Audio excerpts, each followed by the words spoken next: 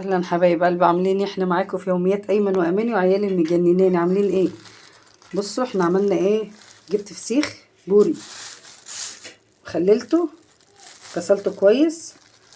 الاول غسلته، بعد كده مسحت النغشيش ديت بالمناديل كويس، وحشيته ملح وحطيت عليه كركم، وعلفت كل فسيخيه لوحديها.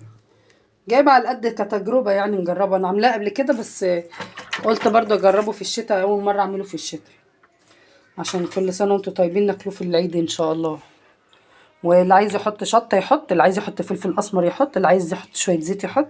انا حطيت شويه زيت اهمت على كل فسيخه شويه، وعلف بقى الفسيخ تحشو النغشيش كويس والبق بتاعت السمكه.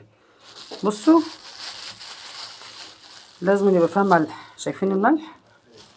الملح ده يخش جواه خالص. في الثلاث سمكات كده جربتهم في نص كيلو، في الثلاث سمكات حشيتها كويس لحد ما حسيت ان الملح نزل. وحاولوا ان انتوا تمسكوا تضغطوا كده جامد على الفسيخه. بصوا، وحطيت شويه كركم بصوا هيبقى جميل ده ان شاء الله. نفتحوه على العيد مع بعضينا ونشوفوه، ربنا يسهل الحال. كل سنه وانتم طيبين. خليلوا بقى والحقوا اعملوا حاجتكم قبل العيد وقبل رمضان. حاجه غاليه دلوقتي، كيلو الفسيخ ب 250 جنيه. بصوا هنلف بقى كل فسيخه في كيسين 3 ويتحطوا لوحديهم، وكل مدى كده نقلبهم تقليبه، كل واحده تقليبه كل اسبوع كده ولا كل 5 ايام. نقلبها من الجنب ده حبه للجنب ده حبه، لحد ما يجي علينا العيد بقى. كل سنه وانتم طيبين، وبنبدا ناكلوا فيهم بقى. يلا سلام يا حبايب قلبي.